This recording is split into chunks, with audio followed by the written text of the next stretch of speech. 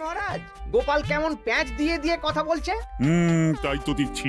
গোপাল, খুলে বলো বলো, কি বলতে চাইছো? আসলে মহারাজ, আমরা সবাই একটা অনুরোধ অনেকদিন আগেই করেছি, কিন্তু কিন্তু কি? কিন্তু মন্ত্রী মশাইয়ের বিরোধের কথা শুনে আপনি আমাদের অনুরোধ রাখেননি। কোথায় কি পান্তা ভাতে ঘি, হ্যাঁ, আমাকে জড়িয়ে দিল। আর কি হয়েছে বলো, অত ভনিতা করো না। আমাদের বেতন বাড়াতে হবে মহারাজ। বাজারে জিনিসপত্রের যা আগুন দাম হয়েছে, তাই এই বেতনে আমাদের পোষাচ্ছে না।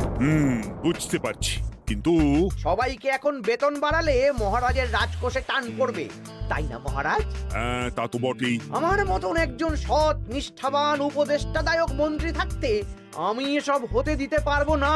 মহারাজ, বিগত 3 বছর ধরে একই বেতনে কাজ করছি।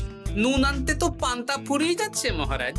বাড়িতে গিন্নিকে কোনো হাত খরচ দিতে পারি না বলে কত কথা শুনতে হয় জানেন মহারাজ। রাজসভায় ভাষণ না দিয়ে বাড়িতে গিন্নিকে শাসন করো। আমি আজকাল আমার গিন্নিকে যা শাসন করি না, আমার ওপরে ও টু শব্দটাও করতে পারে না। তাহলে কি দাঁড়ালো? তোমাদের বেতন এখন বাড়ানো হচ্ছে না।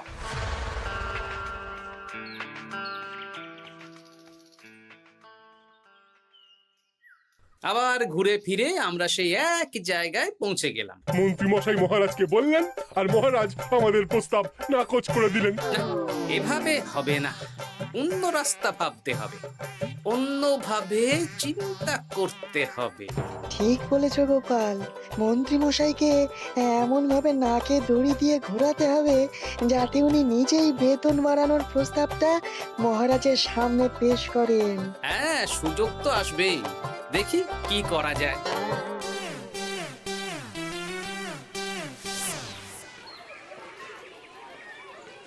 সারাদিন তোদের খেলাধুলো চলছে। আরে, পড়াশোনা ভুলে গেছিস নাকি? হ্যাঁ, বেশি পড়াশোনা করে কি হবে দাদু? বুদ্ধিমান হবি, পরে ভালো চাকরি করবি, ব্যবসা করবি, আনন্দে খুশিতে দিন কাটাবি। এখন তো আমরা আনন্দেই আছি দাদু। চুপ! শোন, আমরা একটা কাজ করে দিতে পারবি? কি কাজ বলো দাদু? তোরা ফাঁকতালে মন্ত্রী মশাইয়ের উপরে নজর রাখবি। উনি ওনার গিন্নির উপর কিভাবে শাসন করেন সেটা এসে আমাকে জানাবি। আচ্ছা দাদু।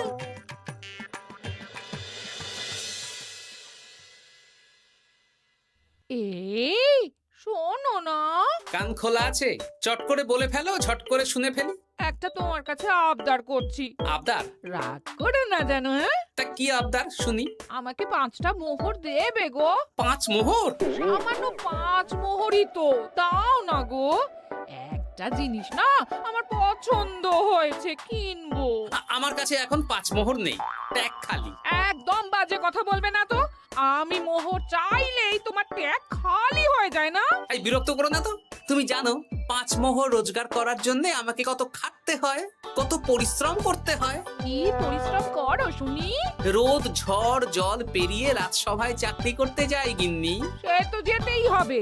তাহলে তুমি বলো, আমাকে কত পরিশ্রম করতে হয়, কত মাথা খাটাতে হয়। মাথা ঘামাতে ঘামাতে আমার মাথার সব চুল যে উঠে গেল। এ উঠে যাক, তুমি আমাকে এত কথা না বলে 5টা মোহর দেবে কিনা বলো সেটা। তুমি কি এমন পরিশ্রম করো যে তোমাকে 5 মোহর দেব? বেশ, দিতে হবে না।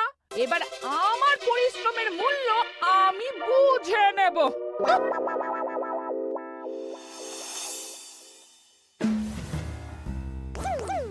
এই শোনো না, আজকে বেলার দিকে বাজারে গেছিলাম। আমার না একটা জামদানি শাড়ি খুব খুব পছন্দ হয়েছে। আমাকে ওটা কিনে দাও না গো। মাসের শেষে আমার আমদানি তো আর বাড়েনি যে তোমাকে জামদানি কিনে দেব। যেগুলো আছে সেগুলো পড়ো। এরকম করে বলছো কেন? আর কি রকম করে বলবো, সব সময় তোমার বায়না আমার সয় না। ফের যদি বায়না করতে দেখেছি তো তোমাকে বাপের বাড়ি দিয়ে আসবো। এই, তুমি আমাকে কি কথা বললে? তুমি আমার সাথে এরকম ব্যবহার করছো? হ্যাঁ, করতে বাধ্য হচ্ছি। অর্থ তো আর গাছে ফলে না, অনেক কষ্ট করে রোজগার করতে হয়।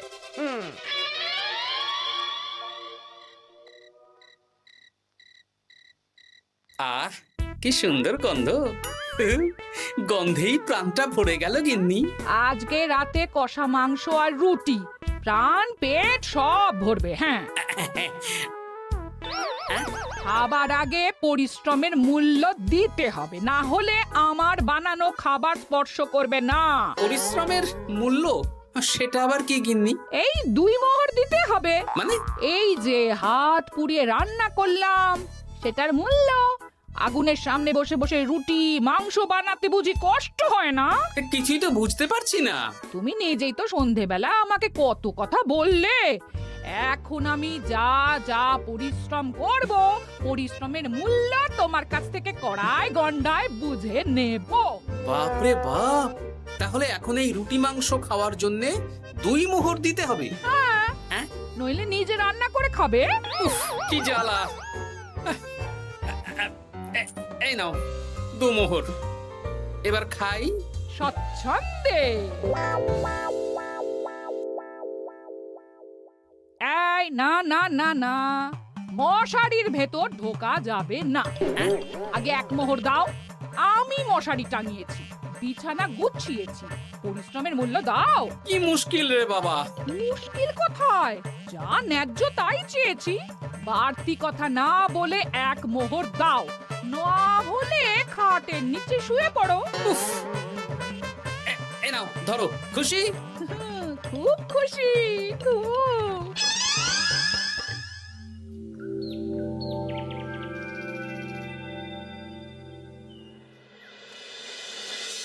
ফতুয়াটা কোথায় গেল? ফতুয়া। আরে ও গিন্নি, এই না তোমার ফতুয়া, আমি কেচে মার দিয়ে শুকিয়ে রেখেছি। এটা পরে রাজসভায় যাও। ও, এই তো চাই। আমারও চাই। তোমার আবার কি চাই? 2 মোহর, পরিশ্রমের মূল্য দিলে দাও, না হলে খালি গায়ে রাজসভায় যাও। হ্যাঁ। উফ, কি জ্বালা। জ্বালা কিসের? আমি তো আমার পরিশ্রমের মূল্য চাইছি। হ্যাঁ, এই নাও ধরো। এরকম খুচখাচ নাচে একবারে বলো তো কত মোহর লাগবে? তুমি তো আমার কাছের লোক, তাই প্রত্যেকদিন 3 মোহর করে দিও। হ্যাঁ প্রত্যেক দিন? হ্যাঁ, প্রত্যেকদিন। আমার হাত খরচ গো। উফ, কি জ্বালা। ওই দেখ, দাদু কিরকম শুকনো আমসত্ত্বের মতো মুখ করে আসছে। কি হলো দাদু? দিদার সাথে ঝগড়া হয়েছে নাকি? না না, ঝগড়া না, অনেক জ্বালা। তোদের আর কি বলবো। যাই হোক, ওই মন্ত্রী মশাইয়ের খোঁজ নিয়েছিলি? হ্যাঁ দাদু, গতকাল সন্ধ্যাবেলা মন্ত্রী মশাই শাসন দেখে এলাম, ভাষণ শুনে এলাম। কিরকম? গতকাল সন্ধ্যাবেলা আমার না একটু জামদানি শাড়ি খুব খুব পছন্দ হয়েছে। মাসের শেষে আমার আমদানি তো আর বাড়েনি যে তোমাকে জামদানি কিনে দেব। সব সময় তোমার বায়না আমার সয় না। ফের যদি বায়না করতে দেখেছি তো তোমাকে বাপের বাড়ি দিয়ে আসবো।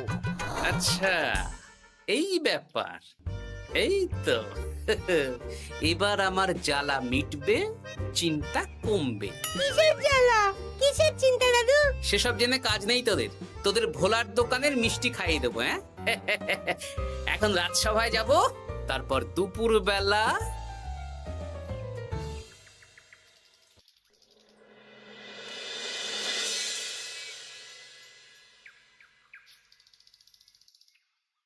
কেমন আছেন মা ঠাকুরুন? কেমন শব্দ থেকে মা বাদ দিয়ে জিজ্ঞেস করো। বাদ দেব মানে? জিজ্ঞেস করো কেন আছি। কি হয়েছে আপনার? তোমাদের মন্ত্রী মশাই আজকাল কেমন খেটে হয়ে গেছেন। কিছু আবদার করলেই চিৎকার চেঁচামেচি করেন, আর একটাই ভয় দেখান, বাপের বাড়ি দিয়ে আসবো। আজকেই সমস্যার সমাধান হবে। সামনের মনোহারি দোকান থেকে একটা কাগজ কলম নিতে হবে, তারপর আসল কাজটা করতে হবে। তোমার সাথে কথা বলতে গিয়ে কত দেরি হয়ে গেল। ধুর, এখনো রান্না হয়নি। এই কে রে? আমি বৃক্ষ বাবা, কাগজটা খুলে পড়ো। বাবা, আমি জানি তোর খুব কষ্ট। তোর স্বামী তোকে দিন রাত উঠতে বসতে শাসন করে আর হুমকি দেয় তোকে বাপের বাড়ি দিয়ে আসবে। এই কষ্টের থেকে মুক্তির একটাই উপায়। আজ থেকে তুই শুধু নিজের জন্য রান্না করবি, বাড়ির কোনো কাজ করবি না। আর তোর কর্তাকে বলবি বাড়ির কাজ করাতে হলে প্রত্যেক দিন 10 মোহর করে হাত খরচ দিতে হবে। পরিশ্রমের মূল্য 10 মোহর। এর মধ্যে 7 মোহর তুই নিজের কাছে রাখবি, আর এই সৎ উপদেশ দেওয়ার জন্য 3 মোহর রোজ সন্ধ্যাবেলা এই বট গাছের নিচে আমার প্রণামী হিসেবে রেখে যাবি। ইতি তোর শুভাকাঙ্ক্ষী বৃক্ষ বাবা। বাহ, বেশ ভালো বুদ্ধি তো। তা আপনি একবার দেখা দিন না বৃক্ষ বাবা। বাবা, বটগাছে কোরা, কি অলৌকিক কাণ্ড!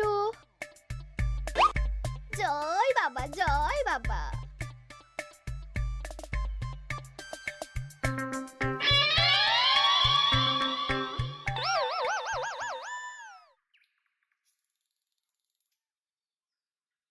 আরে গিন্নি, তুমি একা একা খেতে বসে পড়েছো? হ্যাঁ, খিদে পেয়েছিল তাই খেতে বসে পড়লাম। আরে আমাকে ভাত বেড়ে দেবে তো নাকি? তোমার খাবার তুমি রান্না করে নাও, আমি নিজের মতন রান্না করেছি, নিজে খাচ্ছি।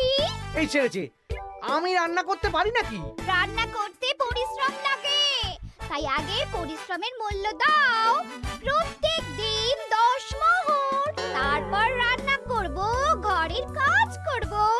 এই তো মহা মুশকিল। কোনো মুশকিলের ব্যাপার না। না, দেখি বাইরে ভোজনালয়ে কিছু খাবার পাওয়া যায় কিনা। দেখো এত বেলায় খাবার পাও কিনা। তাছাড়া বাইরে তেল ঝাল খাবার খেয়ে শরীর খারাপ করলে আমাকেই তো দেখতে হবে। তখন কিন্তু আমার পরিশ্রমের মূল্য 15 মোহর প্রতিদিন হয়ে যাবে। কি জ্বালা! কোনো জ্বালার ব্যাপার নেই, আমি খেয়ে উঠে চট করে রান্না করে দিচ্ছি। তুমি 10 মোহর প্রস্তুত রেখো। আচ্ছা, সন্ধেবেলা দেবো।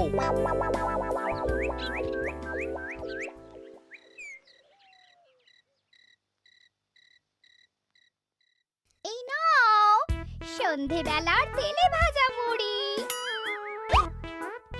এই নাও আজকের হাত খরচ 10 মোহর।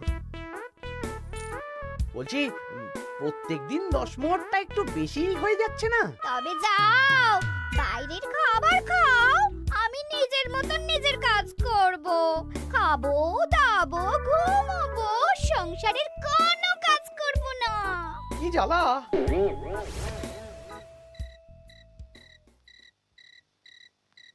ধন্যবাদ বৃক্ষ বাবা, আপনার দেওয়া বুদ্ধিতে কাজ হয়েছে। এই যে আপনার প্রণামী 3 মোহর আমি এই বটতলায় রেখে গেলাম। জয় বৃক্ষ বাবা, জয়।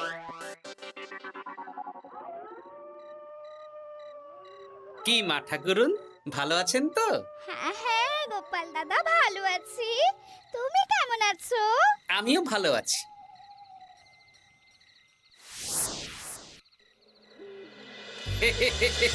এই তো ওষুধে তার মানে কাজ হয়েছে, 3 মোহর পেয়ে গেলাম।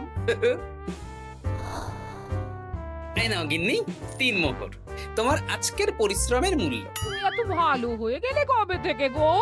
আমার আবদার শুনছো যে? তুমি আমার 7টা না 5টা না, একটা মাত্র বউ, আবদার তো শুনতেই হবে। হ্যাঁ,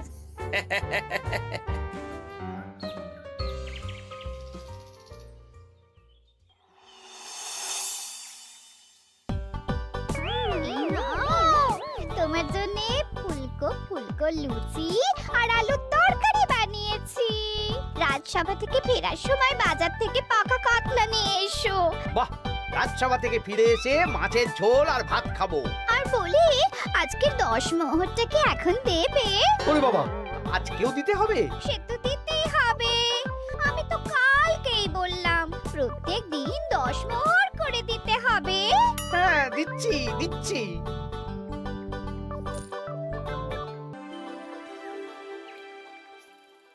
মন্ত্রীমশাই কেমন আছেন? আপনার মুখটা কেমন শুকনো শুকনো লাগছে। শুকনো তো হবেই। প্রত্যেক দিন গিন্নিকে হাত খরচ বাবদ 10 মোহর করে দিচ্ছি। 500 মোহর বেতন পাই। এইভাবে চলতে থাকলে 300 মোহর তো গিন্নিকেই দিতে হবে। সে তো দিতেই হবে, মা ঠাকুরুন এত পরিশ্রম করেন। আমিও আমার গিন্নিকে রোজ 3 মোহর করে হাত খরচ দিই, কিন্তু আমার মনটা বেশ ফুরফুরেই আছে। বাবা, আমার কষ্ট দেখে তোমার আনন্দ হচ্ছে নাকি? না না, কি যে বলেন। একটু দেরি হয়ে গেল। যাই হোক, আলোচনা শুরু করা যাক। এর একটা বিহিত করতেই হবে।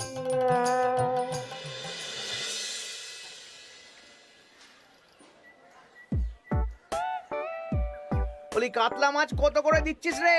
পাকা কাতলা আছে 104 মোহর। ওরে বাবা, আপনি তো 5 মোহর দিয়েও আগের মাসে 100 মাছ কিনেছেন, এখন তো দাম কমেছে, তাও ওরে বাবা করছেন। ও না না, কিছু না, দে দে 100 কাতলা দে, বাঁচতে গেলে খেতে তো হবেই। আমাদের হঠাৎ ডেকে পাঠালেন মন্ত্রী মশাই? হ্যাঁ, আসলে একটা বিপদের মধ্যে পড়েছি। আহা, কি বিপদ সেটা তো বলুন। আপনি আমাদের মোহর দেবেন আর আমরা আপনাকে বিপদের হাত থেকে উদ্ধার করে দেব। আরে মোহরই তো আর হাতে থাকছে না। কেন, আপনি এত বেতন পান, সব খরচ হয়ে যাচ্ছে নাকি? ধুর, এতদিন আমি গিন্নির ওপর শাসন চালাতাম, আর এখন প্রত্যেক দিন 10 মোহর করে না দিলে রান্না করবে না, বাড়ির কাজ করবে না। বাবারে, প্রত্যেকদিন 10 মোহর মানে তো মাসে 300 মোহর। আমি 500 মোহর বেতন পাই, তার মধ্যে 300 মোহর গিন্নিকে দিয়ে দিই, আমার হাতে থাকে 200 মোহর। এই দিয়ে বাজার দোকান কিভাবে করব সেটাই তো বুঝে উঠতে পারছি না। মহারাজকে বলুন বেতন বাড়াতে, তাহলেই তো সমস্যার সমাধান হয়ে যায়। কিন্তু কদিন আগেই তো মহারাজকে বললাম যে বেতন বাড়াতে হবে না। আপনি এই রাজ্যের মন্ত্রী, আপনি বুঝিয়ে বললে মহারাজ ঠিক শুনবেন। ঠিক বলেছিস।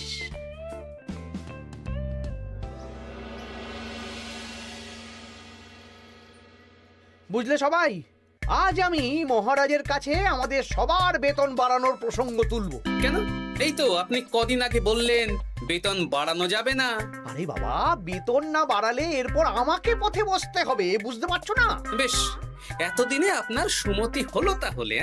আর মহারাজ যদি রাজি না হন? তাহলে আমরা সবাই একসাথে আন্দোলন করব, মন্ত্রী মশাই আমাদের পাশে থাকলেই হবে। হ্যাঁ, থাকবো থাকবো। মহারাজ, আমার একটা আর্জি ছিল। কি আর্জি বলো মন্ত্রী? আমি অনেক ভেবে দেখলাম, কয়েকদিন আগে সভাসদেরা ঠিক কথাই বলেছিল। কি ঠিক কথা? মানে বাজারে জিনিসপত্রের দাম বেড়ে দ্বিগুণ হয়েছে, কিন্তু আমাদের বেতন একই রয়েছে। হ্যাঁ, মানছি, কিন্তু হঠাৎ করে আমি বেতন বাড়াতে পারবো না। তুমি নিজেই বলেছো রাজকোষে টান পড়বে, এখন তুমি নিজেই আবার অন্য কথা বলছো। বলতে বাধ্য হচ্ছি মহারাজ, সংসারের খরচ সামলাতে গিয়ে মাথা খারাপ হয়ে যাচ্ছে। আমাদের বেতন বাড়াতে হবে। বাড়াতে হবে, বাড়াতে হবে। হ্যাঁ মহারাজ, এভাবে চলতে পারে না। রাজ্যের রোজগার বাড়ছে, কিন্তু আমাদের বাড়বে না। তাহলে এই রাজসভায় চাকরি করে কি লাভ মহারাজ? মহারাজ, গোপাল মন্ত্রী মশাই ঠিকই বলেছে। মহারাজ, বেতন বাড়িয়ে দিন, নইলে আর পারা যাচ্ছে না। বেশ বেশ, তোমরা এত করে বলছো যখন, তোমাদের সবার বেতন বাড়ানো হবে। আগামী মাসে যা বেতন পাবে তোমরা, তা বর্ধিত হারেই পাবে। কি সবাই খুশি তো? খুব খুশি। ধন্যবাদ মন্ত্রী মশাই। ঠিক আছে ঠিক আছে। আরে ধন্যবাদ আমাকে দাও বিজ্ঞানী, আমার জন্যই তো বেতন বাড়লো। মনোজা, আরে আমি তো মহারাজকে বললাম বেতন বাড়ানোর কথা। আপনি তো নিজের মন থেকে এমনি এমনি বলেননি, মানে আমি আপনাকে বলিয়েছি মন্ত্রী মশাই। তুমি আবার কখন বলালে? এই যে রোজ আপনার 10 মোহর করে খরচ হয় গিন্নিমার হাত খরচ বাবদ, সেটা তো আমার বুদ্ধিতেই। আরে কি বলছোটা কি? ঠিকই বলছি। কিছুদিন আগে একটা বট গাছের নিচ দিয়ে আপনার গিন্নি যাচ্ছিলেন।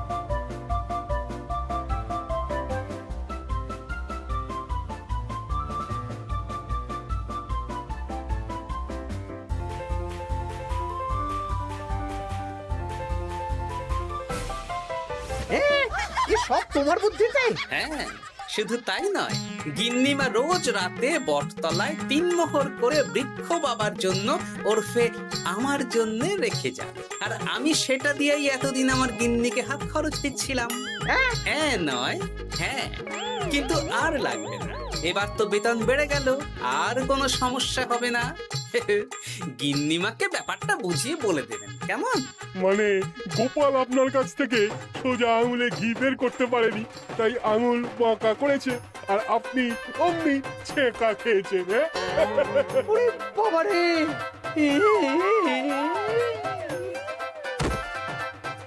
এই তোলো তোলো, মন্ত্রী মশাইকে তোলো। যা ছ্যাঁকা খেয়েছেন, এখন কদিন আর ওনার জ্ঞান ফিরবে না। ওই তো চিকিৎসা শুরু করো।